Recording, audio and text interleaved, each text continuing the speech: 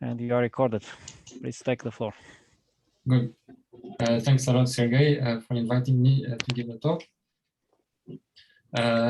Yes, so I'll be talking about matrix convexity and semi-definite optimization, which is work I've been doing for some time. So actually, this is a combination of some works I've done over the past few years. So more on the numerical analysis and semi-definite optimization, and towards the end, I'll very briefly talk about applications in quantum cryptography, which is what I've been doing in the last recent years.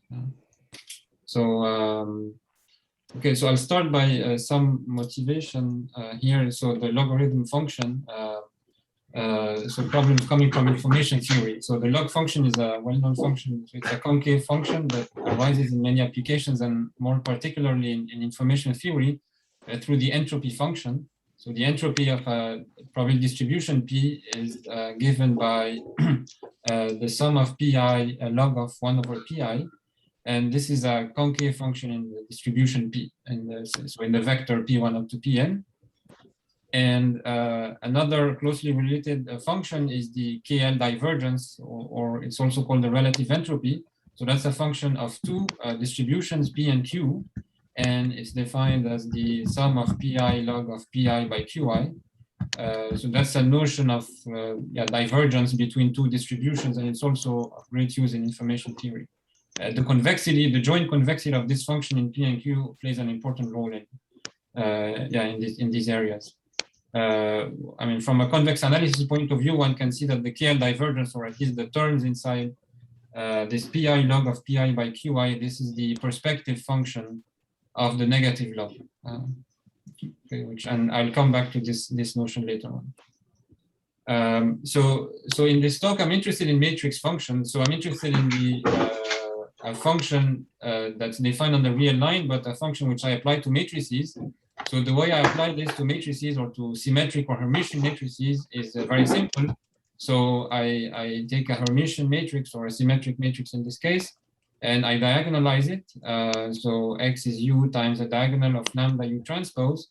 And so the log of X, or in general, the function F applied to X, is just, you take the function applied to the eigenvalues, and then you sandwich back by the orthogonal transformation. Okay, so this gives us a function defined on all symmetric matrices. So in the case of the log, all symmetric positive definite matrices.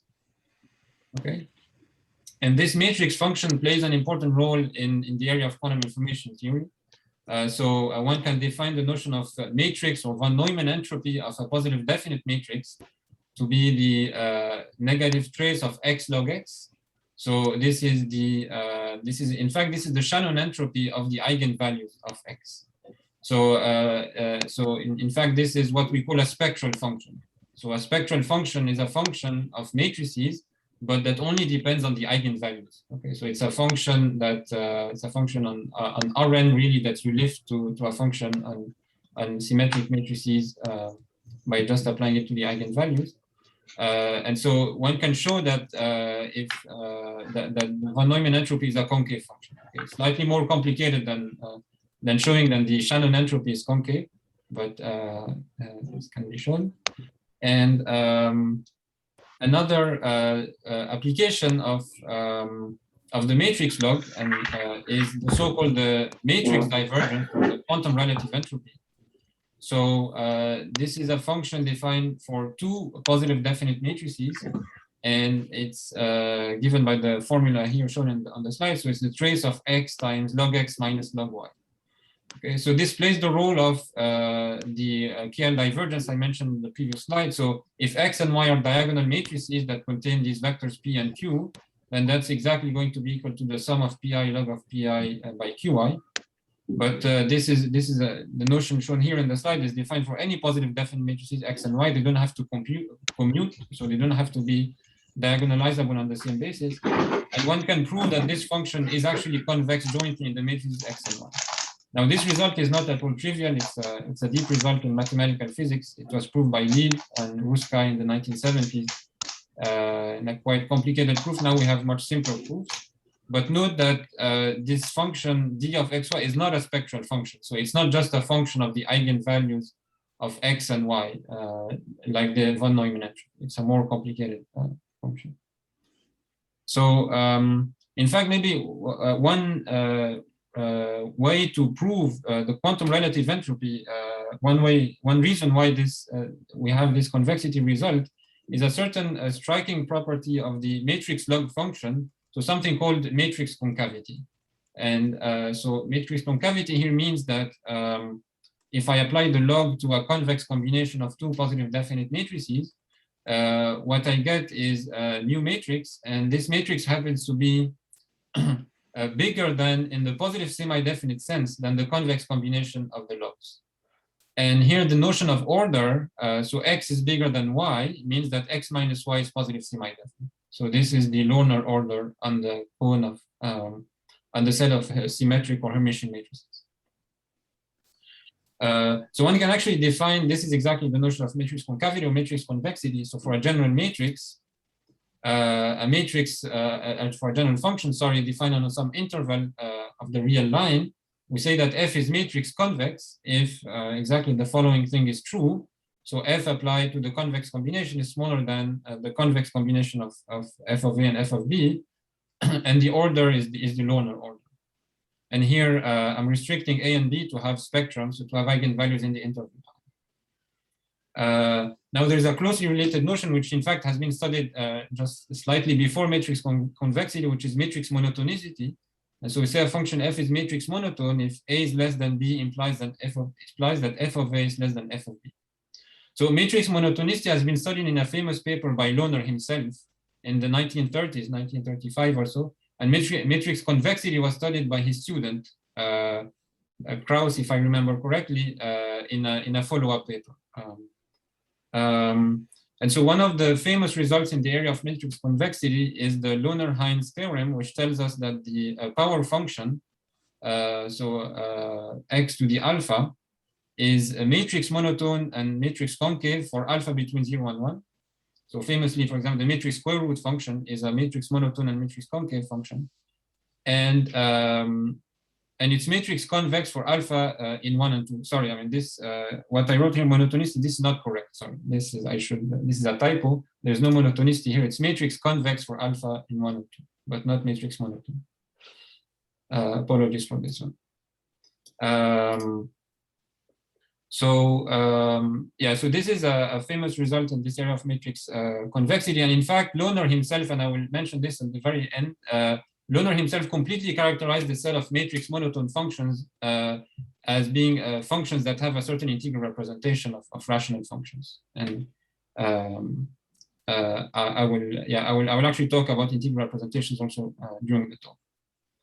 Okay, so the goal of the talk is as follows. So what we want to do, really, what our original motivation was, really problems coming from quantum information.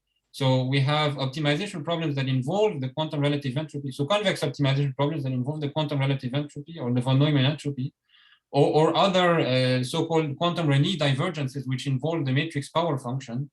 And we wanted a way to actually solve these using the tools of semi-definite programming.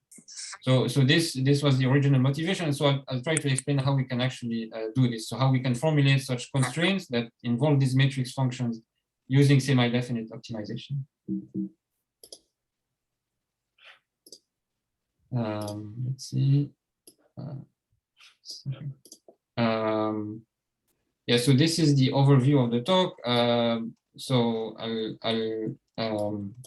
I'll essentially first talk about semi-definite programming, just a reminder of semi-definite programming, and then I'll go on to the main topic of the talk, how to represent matrix power functions, and then how to represent matrix log function, and then I'll just conclude with some numerical examples.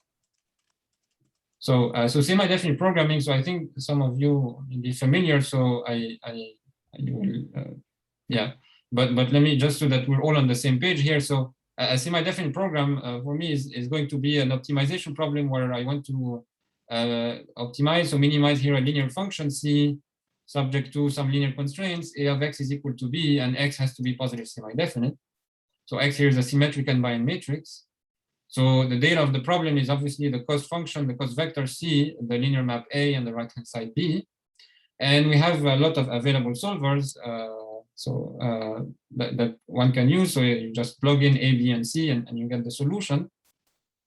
And so semi-definite programming is, one way to see it is a generalization of linear programming, where instead of having a vector, you have a matrix X, which is symmetric n by n, and the non-negativity constraint on vector X in linear programming is becomes a positive semi-definite constraint on the symmetric matrix.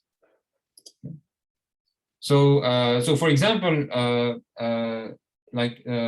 one can, I mean, not all optimization problems are given in semi-definite form. So this looks, I mean, if someone is not familiar with semi-definite programming, this is not something that comes up all the time in applications. However, there is the important notion of semi-definite formulation, which is a way to take a problem which is modeled in a normal way, and then to try to model it in terms of semi-definite language, if we can say this. So just to give a very simple example, if I look at this optimization problem here, I want to maximize a linear function subject to the disk constraint. So a semi-definite formulation will correspond to taking this disk constraint, which is not in semi-definite form, and trying to write it out in semi-definite form. So, so for example, one can observe that x squared plus y squared is less than 1, where x and y are two real numbers, if and only if the following 2 by 2 symmetric matrix is positive semi-definite. Okay, and here importantly, the entries of this matrix depend linearly in my variables x and y.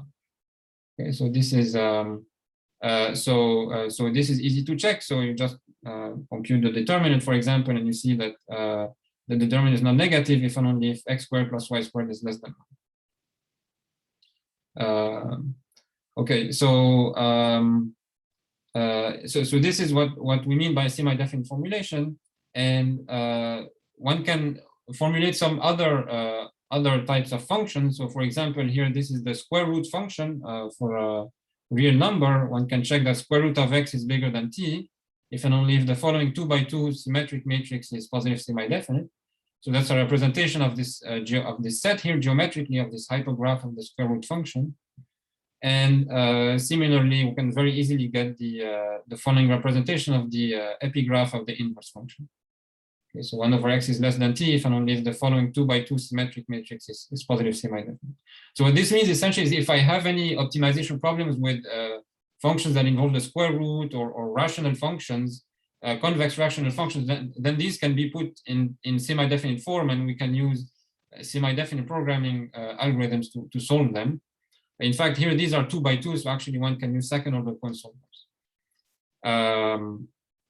Okay, so the question now, if I try to formalize this notion of semi-definite formulation, so I say that a concave function f has a semi-definite representation if the set given by f of x bigger than t, so what we can call the hypergraph of f, this set is can be written as the set of xt such that a certain linear matrix inequality is true. So here S is a certain affine function that depends on x and t, and that outputs a certain d by d symmetric matrix.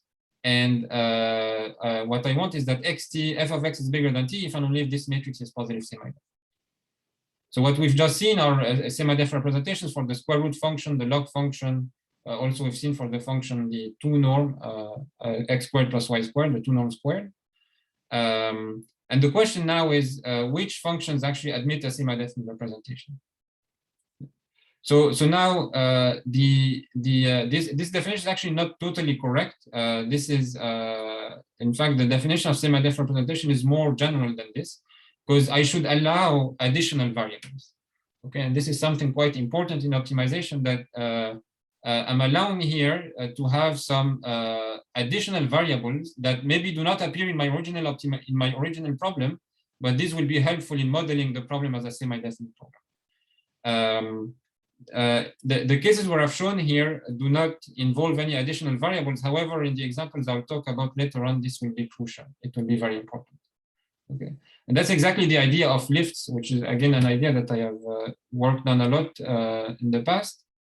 Which is the fact that a certain convex set here, what we're trying to do is to represent a convex set, the hypergraph of f, as perhaps as a projection of the set which is described on the right here, which is the set of xtu, such that S of xtu is positive semi-definite. So the projection here is an xt.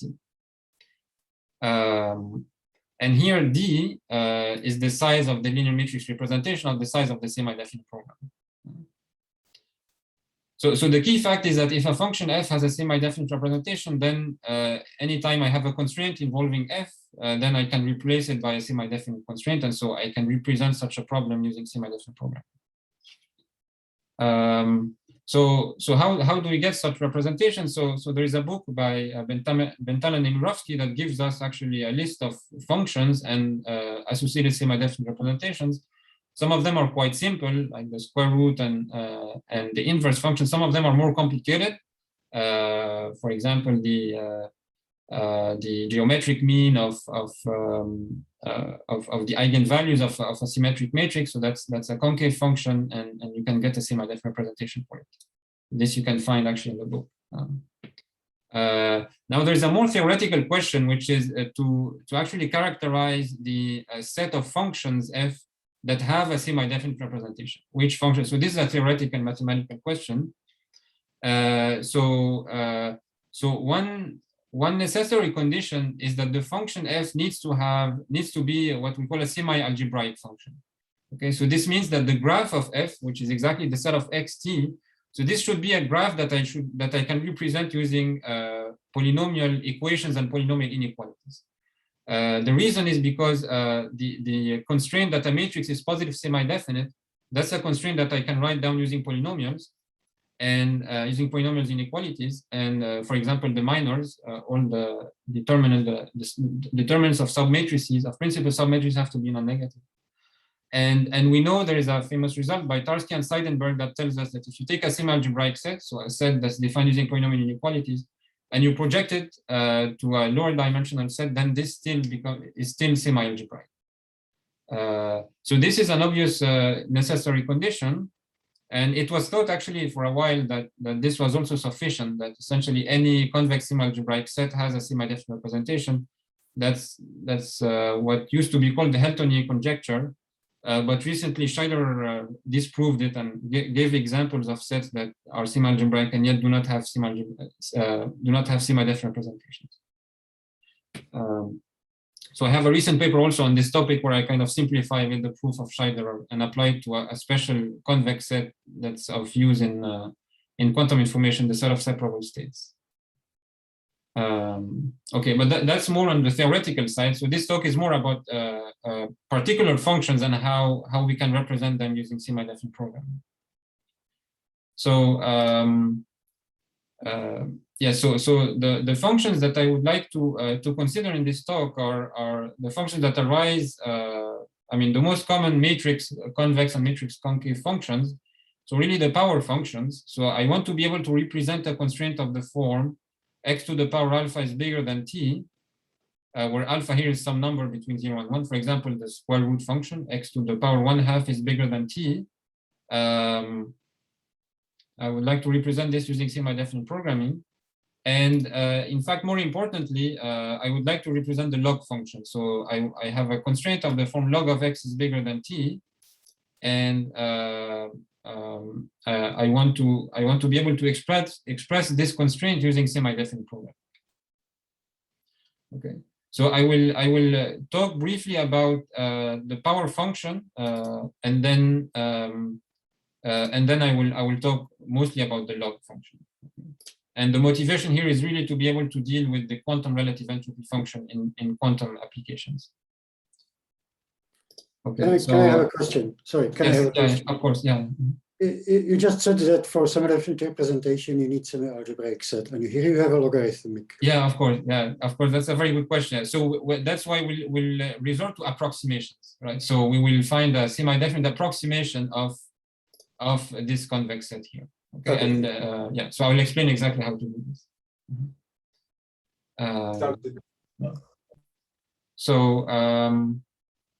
Yeah, so first for the power function.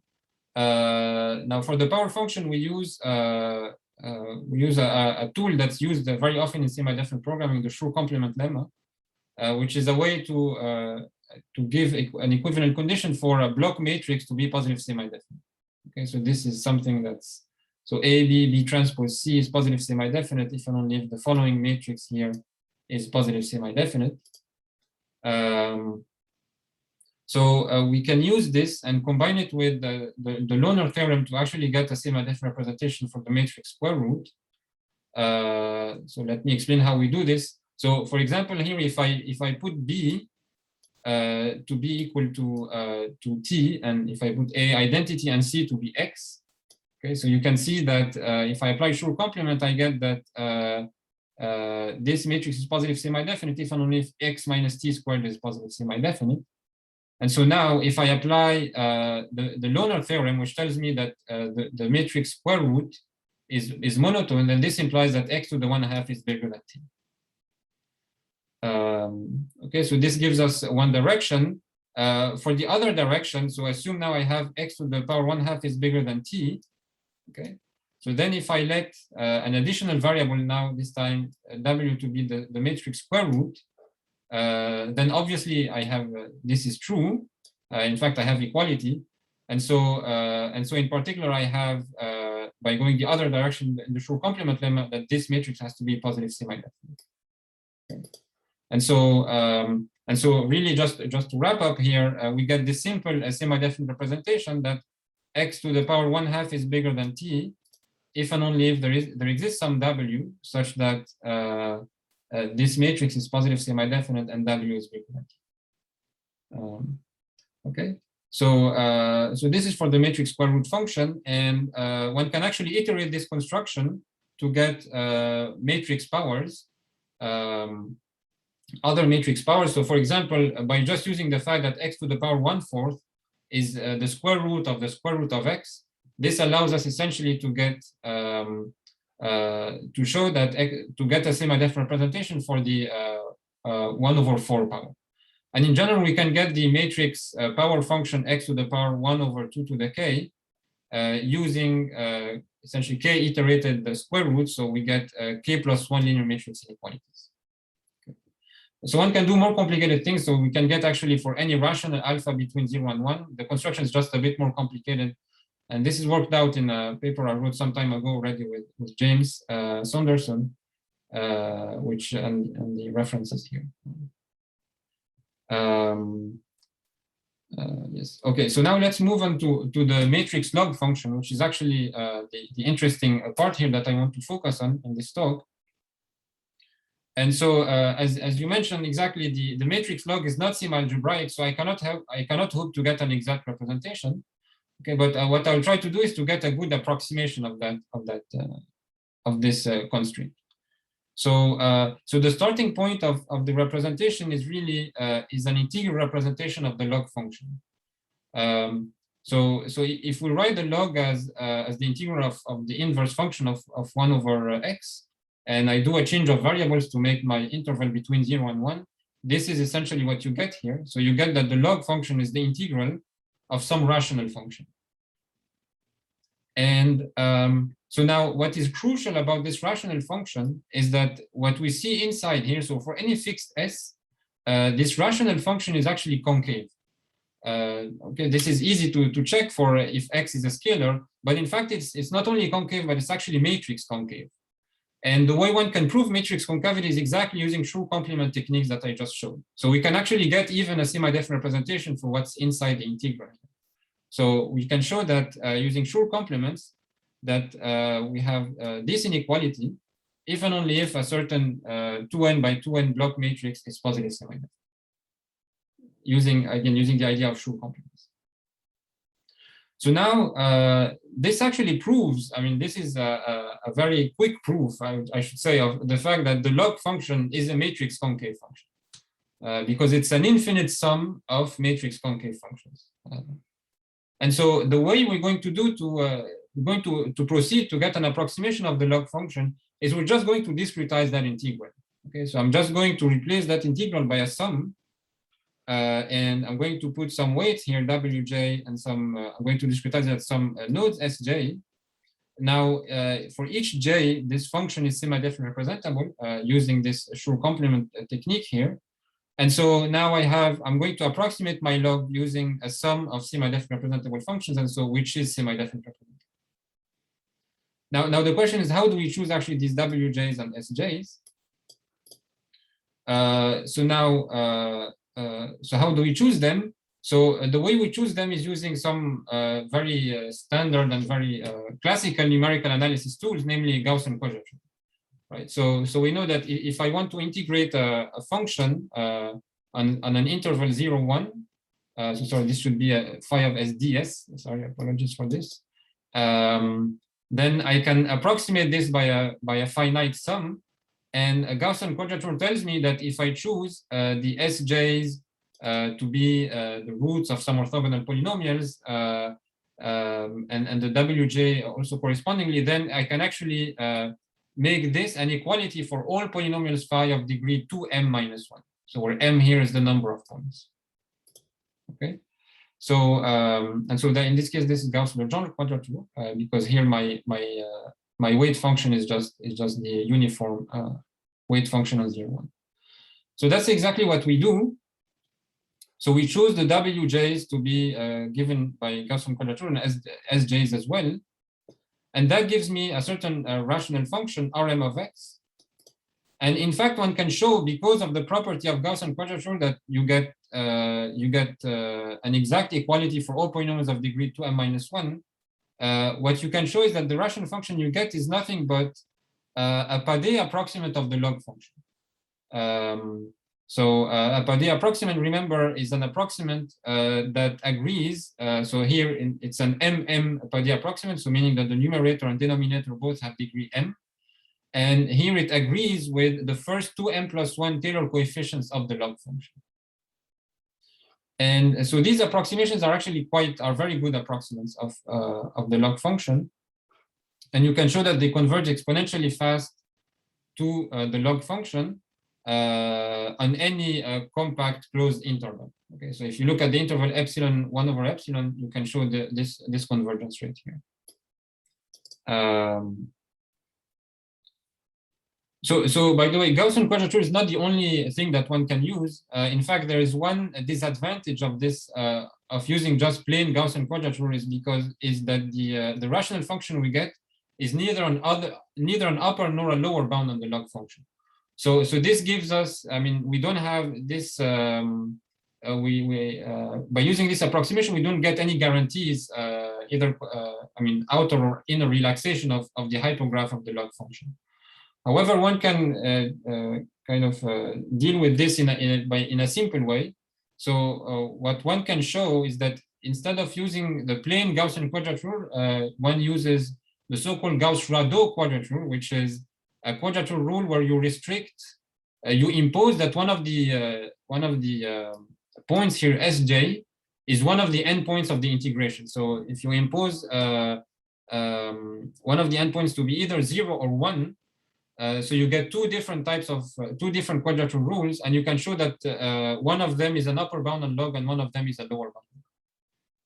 Okay. So in fact, I think the one when you choose, so if you require that the endpoint 1 is a quadrature node, then you will get a lower bound on the log function, and if you impose that 0 is an endpoint, then you get an upper bound. And these also have other properties. I mean, these lower and upper bounds also are related to each other and so on. And these bounds are used in some other recent works I did with my student Ocean here and another application in quantum information where we really needed to get bounds, guaranteed bounds on the log function. Okay, so there's a whole choice. Actually, we don't even need to do Gaussian quadrature. I think we can also do, I have experimented with this some time ago when I gave such a talk in Oxford. One can even do some kind of best rational approximation in some fixed interval to get some of these weights and nodes. But these choices here of Gaussian quadrature and Gauss-Rado quadrature have quite good quality. So now this is actually not it. So one can even improve the quality of this approximation even further. And this is a technique that's used a lot in numerical analysis. So this approximation is the quality of this approximation is best around 1. So it's exact at 1. And as you move away from 1, the quality decreases.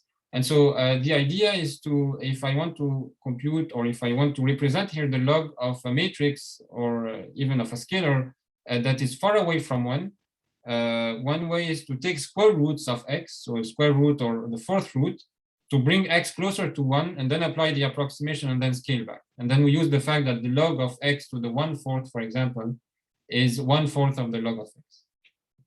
So we can actually do this. So we define here Rmh of x to be 1 over h times Rm of x to the power h, where h is smaller than 1, so that x to the h becomes closer to 1 than x. And the remarkable thing, given what I've presented just before the log function, is that Rmh is actually still operator concave and operator monotone, and it is also semi-definite representative. The reason is because I'm composing, so Rm, I already mentioned, it's operator concave and monotone, and it has a semi-definite representation. And we've seen that the power function, the matrix power function, has a semi-definite representation. So by composing the two, I get a semi-definite representation for Rmh. So and in fact, this approximation, this way of computing the log function, this is even something that's used in numerical computations to compute the log of a matrix. It's an approach called the Briggs-Padé algorithm, where it's called inverse scaling and squaring. So you compute a power of x and then you apply a Padé approximant and then you scale back. And I think it's quite remarkable that this operation preserves the concavity, this operator concavity of the log function, and it can be implemented in semi-definite programming. Okay, so that's actually it for the representation of the log function, the approximation of the log function. Now, I would like to talk a bit about, if there are no questions, I would like to talk about the entropy, the relative entropy. So when I talked about relative entropy at the beginning, this was a function of two variables, right? So remember, the quantum relative entropy was the trace of x times log x minus log y, and the KL divergence was a function of two variables. And I mentioned at the beginning also that the KL divergences can be obtained from just the regular log by a perspective transform. So let's remember what is this perspective transform, and let's see how we can apply it to two matrices. So so this is a well-known result in convex analysis. It's also easy to prove. It's elementary that if I have a concave function, then I can define a new function, a concave function of just one variable. I can define a new function now of two variables, and this new function is also going to be concave. And this new function is defined as follows: it's just y times f of x by y. You can think of G as being some kind of homogenization of f. So G is always one homogeneous. Okay, and so now the perspective of the log function is what I mentioned before is related to the relative entropy, what's used to define the KL divergence. And so in the scalar case, one can just approximate the log function by the perspective of this function Rmh. Now this is good for the scalar case. However, for matrices, what do we do? The problem is it becomes more complicated because I have to define here a multiplication, and I have to divide x by y, but I'm dealing with matrices, so and I'm dealing with symmetric matrices, and I want to preserve symmetry. So things like x, y inverse, or y inverse x, these are not symmetric in general, so these are not possible. So we need another definition, and so that's a question that people have considered before. And so this is actually the notion of matrix perspective that people have came up with. And the idea is that instead of, so here y is a positive definite matrix, so I can define y to the power 1/2, and I can define the inverse of that, y to the power minus 1/2. And so instead of considering x, y inverse x, I consider y minus 1/2 x, y minus 1/2. So this way, the matrix I have is symmetric. I can apply this matrix to f, and then when I multiply by y, again, I multiply on the left and on the right by y to the 1/2. Obviously, if x and y commute, or if x and y are scalars, then I get the usual notion of perspective. Maybe one of the most well-known applications of this perspective is in the definition of the so-called matrix geometric mean. So that's a notion of geometric mean between two positive definite matrices, and this is nothing but the matrix perspective of the square root function. Just like the geometric mean of two numbers, square root of AB is the perspective of the function x to the 1/2, square root of x. So and so it was shown also that, this is importantly, that if f is an operator concave function, then the matrix perspective of f is jointly operator concave in x and y. So meaning if I do a convex combination of a pair x1, y1 and x2, y2, and I apply this to G, then what I get is bigger than, in the positive semi-definite sense, than the convex combination of G of x1, y1 and G of x2, y2. Okay, so this allows us then to define a notion of so we can consider then the matrix perspective of the log function and the matrix log function. And so we get a function on two positive definite matrices here. So y to the 1/2 log y to the -1/2 x y to the -1/2. So we can call this function a certain matrix relative entropy or operator relative entropy. And we can approximate this using the function by approximating essentially the log function by this RMH, which is a function that we said is semi-definite representable. And one can also prove that the perspective of this function is also semi-definite representable. And in fact, what happens really is that we just we homogenize the semi-definite representations. So whenever we have identities, essentially this becomes a Y. Okay, so that's not, maybe you will observe that that's not quite the matrix relative entropy or the quantum relative entropy that I mentioned at the very beginning by Lieb, that was proved to be convex by Lieb and Ruskay. This is actually a different notion, but one can show, one can actually arrive, there's a certain way to get to this expression from that expression.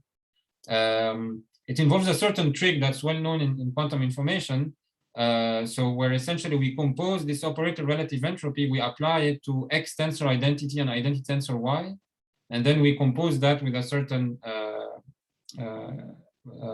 we hit that with a certain vector, and that will give us the this quantum relative entropy that is shown at the bottom.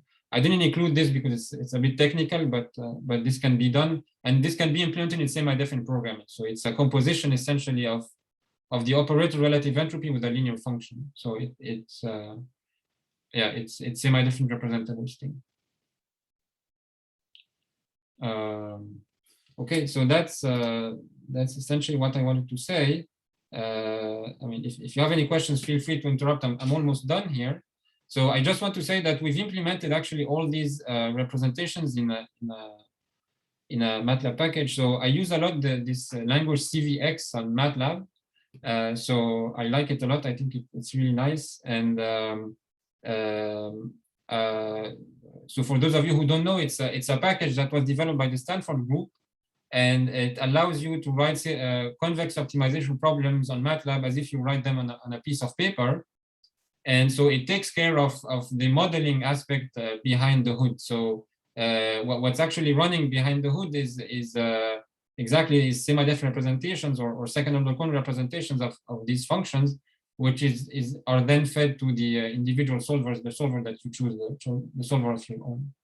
So what we've done is we've added a bunch of functions to CVX. So this quantum entropy function, the trace of the log function, the quantum relative entropy, these power functions, in fact the perspective of these power functions, matrix geometric mean, and so on. Okay, so this you can download from this GitHub webpage and use them. So I can maybe I'll just give some two applications here, and then two applications from the area of quantum information. So one of them is a quantum relative entropy optimization problem. So okay, so there's a certain set that's in quantum information which is used a lot, is kind of appears a lot in it's called the set of separable states. So that's a convex set that corresponds to non-entangled bipartite states. So an important question in quantum information is to measure if I have a certain quantum state, which is represented by a positive definite matrix. I want to measure the distance to that set in the quantum relative entropy sense. Okay, so this is essentially the optimization problem we want to solve. Now, in terms of CVX, this is the code here that you can write using CVX quad. So you write minimize quantum relative entropy of rho tau subject to tau is positive semi-definite. So the trace is equal to 1. That's the constraint in. So any quantum state has to have a trace equal to 1. And that takes care of the separable states. It's actually not exactly the constraint given by separable states. So we don't actually have a semi-definite representation for separable states, but we only have semi-definite relaxations for it. So this is actually a relaxation for it. Okay, this doesn't matter really. This is orthogonal to the topic of this talk. So so here what we show here are some results on some simple states, and I'm comparing it with a certain tailored algorithm that was developed specifically for that problem, which is based on cutting planes. Okay, and so we can achieve much faster results here. So now the second application is much more recent. So that's, in fact, it was an application that I wrote with quantum information theorists. So in fact, my brother, Omar, who's in France, in Lyon, is a quantum information theorist. And a lot of this work I did with him and motivated by his problems. So this is a problem that has to do with so-called quantum random number generators. So this is a way to, I mean, these are devices that are now sold actually on the market. These are ways to use the laws of quantum physics to generate randomness instead of using pseudo-random number generators. And so there is a question in obviously, so there are many techniques and so on here. What we're studying is some particular type of protocol to generate random numbers using quantum physics. And what we wanted to do here is a way to get certified randomness. So to be able to certify that we can, the amount of randomness that we can trust from a certain protocol. And so this boils down, okay, I'm not going to explain the quantum information here, but this boils down to solving a certain optimization problem where we want to minimize a quantum entropy function subject to some constraints.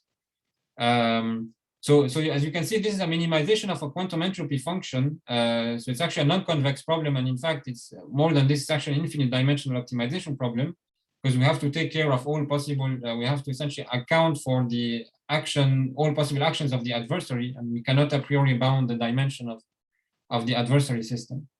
So, but what we did essentially to deal with this problem is that we used the rational approximation that I discussed a few slides ago, and we used the Gauss-Rado quadrature because we wanted to have guaranteed lower bounds on that. And then we combined that with a certain semi-definite relaxations for non-commutative polynomials, which is something I didn't talk about in this talk, but and this allowed us to get very accurate bounds on the solution of this optimization problem. So we were able to match exactly, so here m is the degree of the rational approximation, and already with m is equal to 8, we were able to get in fact, almost exactly equal to the analytic bound for a very simple case where the analytic bound can be actually computed. But this was actually used very recently also by experimentalists in China to where they realized one of the first experiments that demonstrate a certain way to generate randomness generation and so on. I should have included maybe the reference here, but that's very recent. So yeah, so I'd like to, so just to conclude, so we've seen how to deal with matrix convex function, more particularly the matrix log function using semi-definite programming. I think what is very useful, I mean, the quantum information community, they like a lot semi-definite programming because it's very easy to combine these constraints, so constraints with the log and so on, with other constraints that are natural in quantum information. So very often we have other constraints that a certain matrix has to be positive semi-definite. So for example, if the optimization involves a certain quantum channel that you want to optimize over, having a channel being a valid quantum channel, this corresponds to a certain matrix being positive semi-definite. So you can compose these very easily. And this is something that that the quantum information uses a lot. Yeah, I mentioned that Lohner proved that any matrix convex or any matrix concave function has an integral representation, and so that's exactly what you see on the slide here. So there's a certain measure such that any matrix concave function has such a representation. And so if you use the right quadrature rule, so with respect to this measure, you can get an approximation of the function g that's semidefinite represented. Yeah, so maybe I should also mention other recent related work which considers, which doesn't look at formulating these problems using semidefinite programming, but rather to develop tailored interior point methods for problems involving the quantum relative entropy. So for example, a recent work on tackling a specific type of quantum relative entropy optimization problem that's again using quantum cryptography, and to develop particular interior point methods for this. This will be faster, can be faster than the approach we gave here, but it's usually specific to a certain problem. Okay, so that's it. I mean, I'd like to conclude, and if you have any questions, I'm happy to take such questions. Mm-hmm. Yeah, thank you. Thank you, Hamza, for a brilliant talk. Thank Wonderful. You.